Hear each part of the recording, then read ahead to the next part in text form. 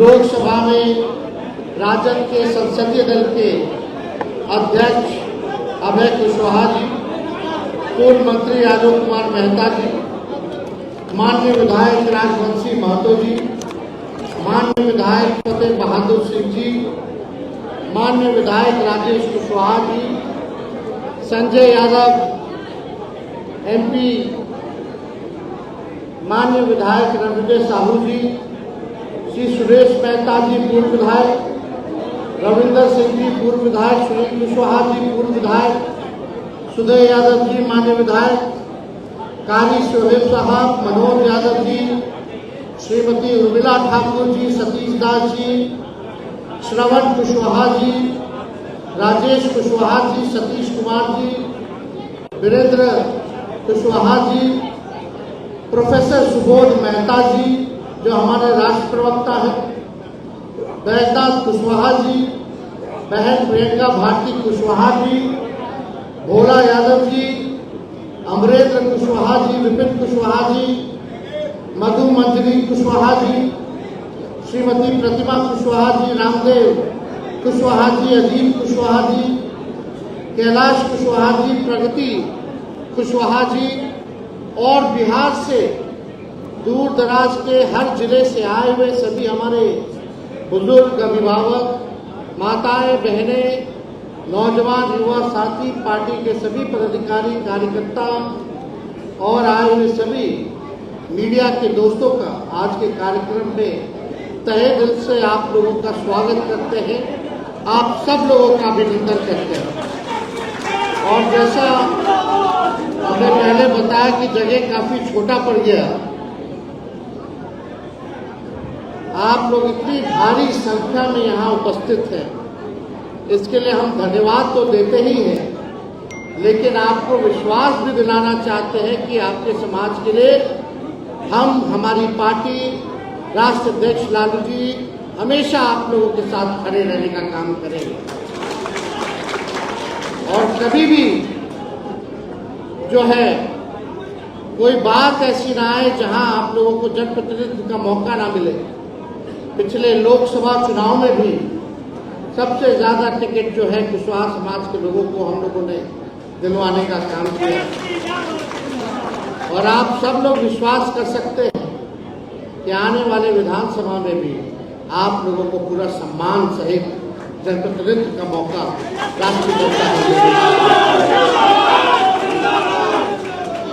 जगदेव बाबू जी ने जो शहादत दी, जो कुर्बानी दी, उनका नारा बहुत होता था, चलता था, पहली पीढ़ी जो है गोली खाएगी, दूसरी पीढ़ी जो है जेल जाएगी और तीसरी पीढ़ी जो है राज करेगी। आज सभी समाजवादी नेता जितने रहे, जगदेव बाबू, कर्पूरी ठाकुर जी, लोहिया जी या लालू जी ने जो लड़ाई लड़ी, आज उसका नतीजा है कि आज हम लोग सीना ठोक करके जो है अपना अधिकार लेना जानते हैं। और सामाजिक न्याय की लड़ाई जब तक पिछड़ा लोग गोलबंद नहीं होंगे तब तक पूर्ण तरह से जीता नहीं जा सकता। आज जो लोग मौजूदा सत्ता में जो लोग बैठे हैं, भाजपा एनडीए की सरकार लगातार संविधान को खत्म करने की बात करती है, चाहे उनके नेता हों, लगातार आरक्षण खत्म करने की बात की जा रही है, सारी चीजों को प्राइवेटाइज कर दिया जा रहा है, बड़े चालाकी से आरक्षण को, पिछड़ों के आरक्षण को खत्म किया जा रहा है। अभी आप लोगों ने देखा होगा केंद्र सरकार ने लेटरल बहाली करके, चाहे आईएएस हो या आईपीएस हो, बिना कोई परीक्षा के, बिना कोई आरक्षण के उन लोगों को बहाल करने जा रहे हैं। अगर हम लोग सजग नहीं होते, सबसे पहले मुद्दा राष्ट्रीय जनता दल हम लोगों ने उठाया था कि भाई बिना कोई परीक्षा के, बिना कोई यूपीएससी के, बिना कोई सिविल सर्विसेज एग्जाम के, बिना कोई आरक्षण के कोई कैसे जो है आईएएस आईपीएस बना सकता है। यानी बिना परीक्षा के आरएसएस के लोग बिना आरक्षण के चाहते थे कि अपने लोगों को जो है बना दो, बैठा दो। हम लोगों ने आवाज उठाया और भारत सरकार को ये कदम जो है वापस लेना पड़ा। आप देखिएगा, आप लोगों के आशीर्वाद से आप लोग ने जो पिछले बार हम लोग जब शहादत दिवस मना रहे थे बापू सभागार में 2023 को, तो हमने एक बात कहा था कि आप एक कदम चलिएगा तो तेजस्वी 4 कदम चलने को तैयार। और हम लोग नए सोच के हैं, नया बिहार बनाना है, जहां अंतिम पायदान के साथ जो है खड़ा जो व्यक्ति है उनको मुख्य धारा में लाने का काम करना है। हमारी लड़ाई बेरोजगारी, गरीबी, महंगाई की, और इसमें हमको आप लोगों का साथ चाहिए। और आप सब लोगों ने पिछले चुनाव में साबित कर दिया कि आप लोग जो है एकदम संविधान बचाने के लिए, आरक्षण बचाने के लिए, सामाजिक न्याय के लिए आप लोग गोलबंद होकर के आप लोगों ने वोट देने का काम किया। इसके लिए हम आप लोगों को धन्यवाद देते हैं। आगे हम लोग जो है सारी चीजों को देख रहे हैं, कौन कहां साजिशों का अंबार लगा रहा है, झगड़ा लगा रहा है। बीजेपी का केवल एक ही काम है कि अपने लोगों को जगह पे बैठा दो और पिछड़ों में जो है लड़ाई लगवा। आप उनकी जो साजिश है, जो चाल है, जो लड़ाने का, अब वो चलने वाला नहीं है। हम सब लोग जागरूक हैं और उनके चाल और चरित्र को हम लोग अब पहचानते हैं। आरक्षण लगातार जो है, जब उप मुख्यमंत्री बने, लगातार हम लोगों की लड़ाई थी कि भाई जातीय जनगणना होनी चाहिए। हम विधानसभा में नेता प्रतिपक्ष थे, हमने विधानसभा में प्रस्ताव रखा, मुख्यमंत्री थे, बीजेपी के लोग थे, हर दल के लोग वहां उपस्थित थे कि भाई केंद्र सरकार ने पार्लियामेंट में मना कर दिया है कि वो जातीय जनगणना नहीं कराएंगे, तो एक बार हम सब लोग बिहार का जितना दल है, नेता है, चलिए प्रधानमंत्री जी से मिलिए और आग्रह कीजिए कि भाई जातीय जनगणना होनी चाहिए पूरे देश में। दूसरा प्रस्ताव हम लोगों ने ये रखा था कि अगर भारत सरकार, नरेंद्र मोदी जी मना कर देते हैं तो बिहार सरकार अपने राज्य में अपने खर्च पर जाति आधारित गणना कराने का काम करेगी। हम लोग सब लोग हैं और हम तो हमारे चाचा को बोले कि भाई आप ही के नेतृत्व में चलेंगे, हमको कोई दिक्कत नहीं, लेकिन ये काम होना चाहिए। सब लोग ने स्वीकार किया इस प्रस्ताव को और हम लोग सब लोग गए जाति जनगणना के लिए, प्रधानमंत्री जी से मिले, अपने बात को रखा। प्रधानमंत्री जी ने बोला कि देखेंगे और 2 दिन बाद मना कर दिया कि कराएंगे ही नहीं। इतना डर गए प्रधानमंत्री कि जाति जनगणना तो छोड़िए, कोई जनगणना ही नहीं करा रहे। 21 या 22 का ड्यू डेट था, होना था जनगणना, अभी तक 24 आ गए, अभी तक गिनती भी नहीं। सरकार बदली और हम लोगों का सदन में, सड़क पर लड़ाई रहा। 17 महीने हम उप मुख्यमंत्री बने और उस 17 महीने में जो ऐतिहासिक काम हुआ, जो देश में कहीं भी जाति आधारित गणना नहीं हुई किसी राज्य में, उस बिहार में जो है हम लोगों ने जाति आधारित गणना कराने का काम किया। इसके लिए भी साजिश रचा कि कैसे वो रुक जाए। भाजपा वाला लोग अपना लोग को PIL करवा देता था, कोर्ट में खड़ा करवा करके रुकवाता था। हम लोग सुप्रीम कोर्ट जाकर के बिहार सरकार उसमें जीत करके आए, तब हम लोगों को अनुमति मिली कि हम लोग जो है जाति आधारित गणना कराएं। और उसमें साफ आंकड़े आ गए, सबका आंकड़ा आ गया, कौन कितना पढ़ा लिखा समाज है, कौन कितना बेरोजगार समाज है, कौन सा समाज या कौन व्यक्ति भूमिहीन है, कचरा धोने वाला है, नाला साफ करने वाला है, इसकी क्या स्थिति है वो सामने आ गया। फिर हम लोग चाहते थे, योजना भी ला रहे थे कि भाई जो भी चाहे किसी जाति में अगर कोई बेरोजगार है, बड़े परिवार में नौकरी नहीं है, तो उसको जो है सालाना 2 लाख रुपया सरकार आर्थिक रूप से मदद करने का काम करेगी। जो भूमिहीन है उसको 1 लाख रुपया देगी ताकि जमीन ले ले। जिसको अपना मकान नहीं, उसको मकान बनाने के लिए 1,20,000 रुपया का हम लोग जो है योजना लाने का काम करें।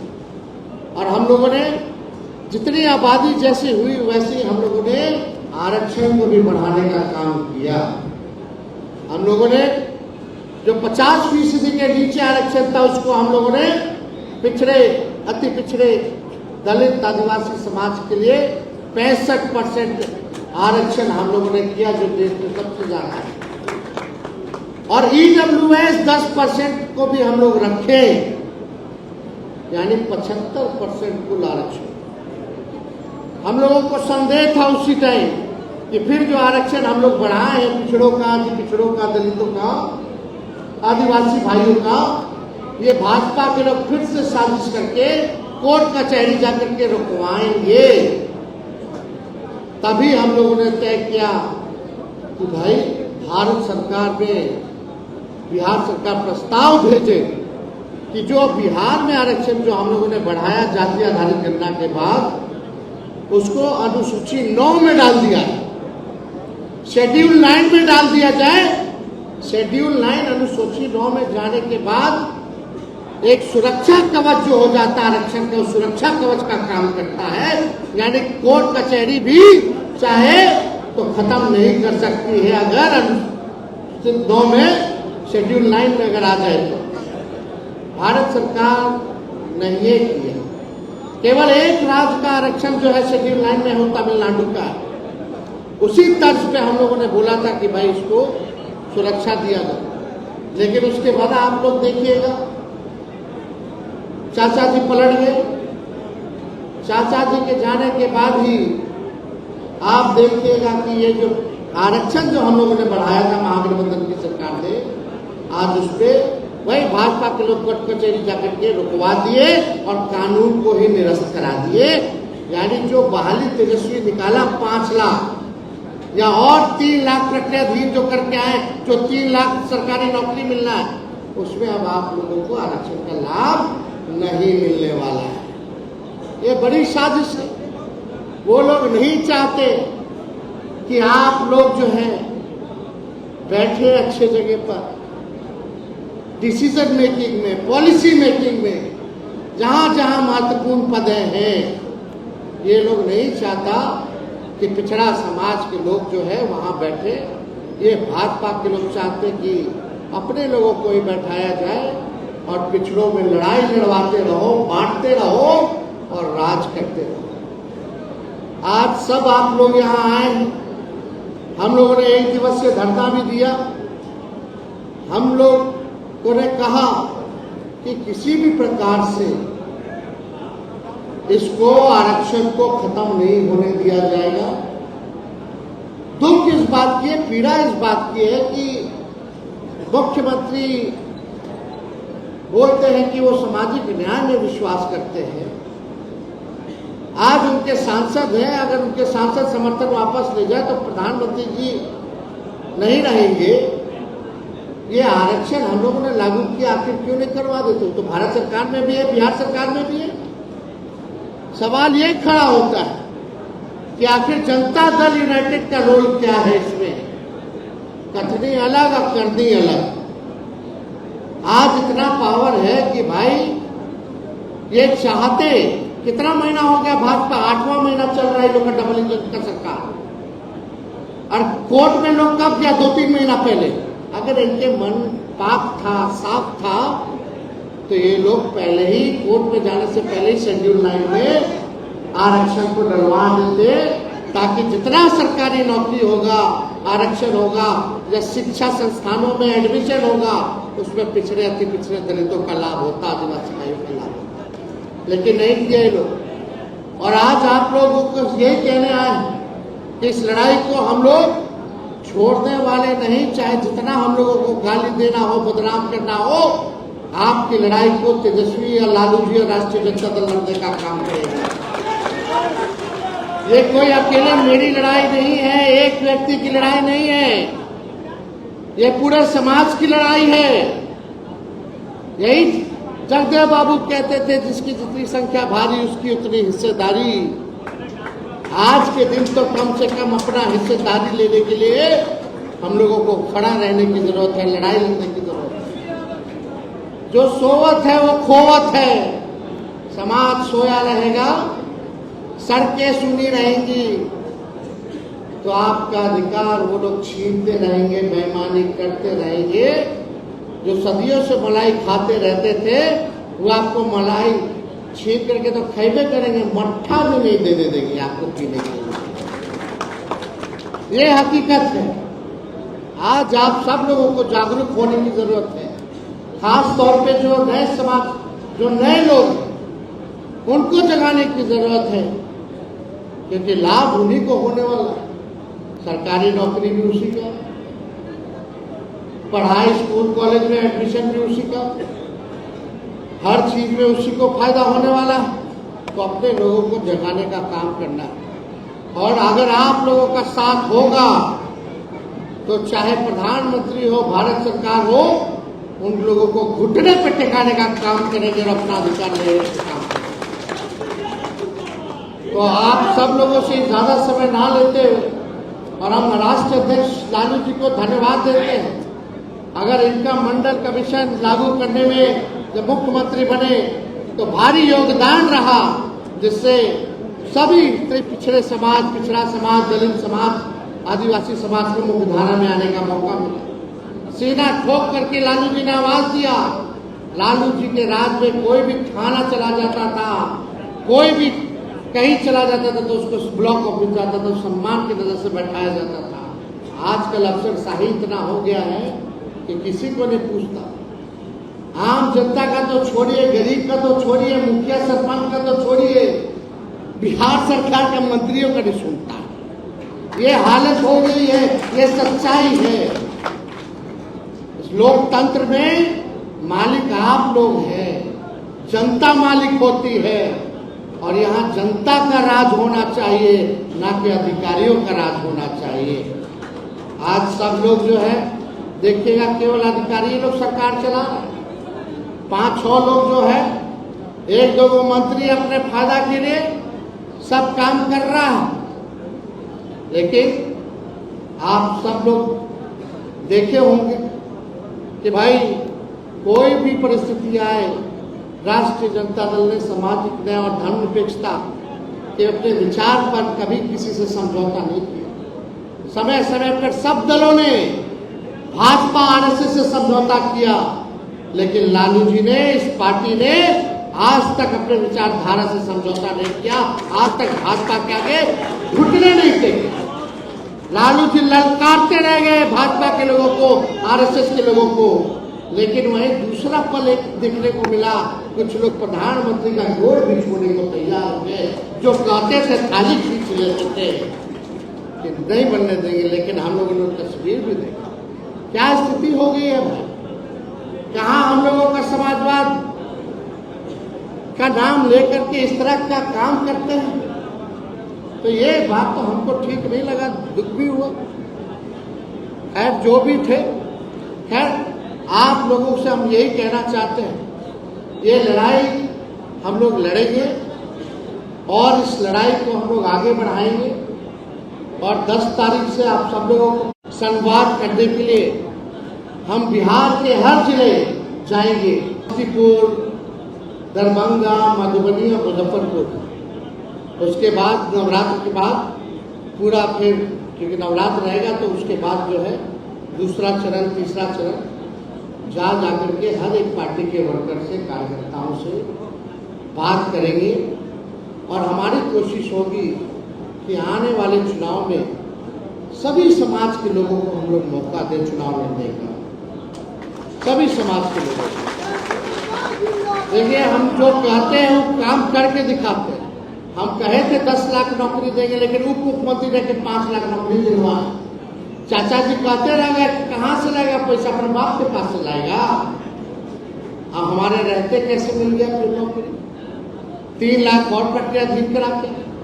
बापू सरकार बंगाल में हमने कहा था कि आप 1 कदम चलिएगा, हम 4 कदम आगे बढ़ेंगे।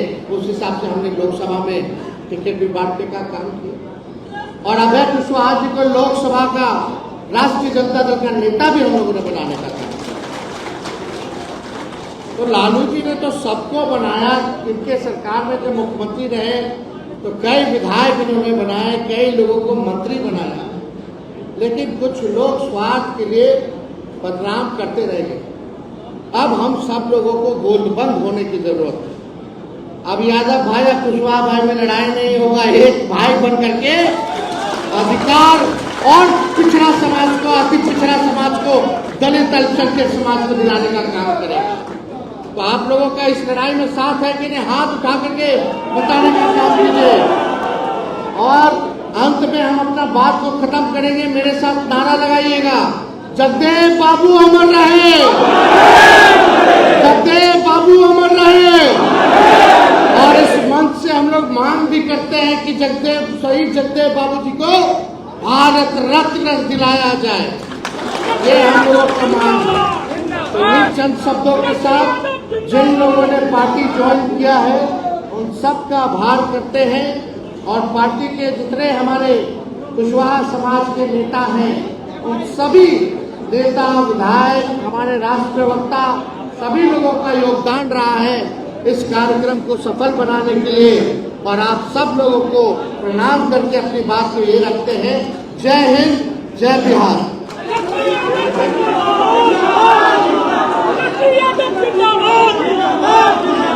यादव जिंदाबाद, यादव जिंदाबाद।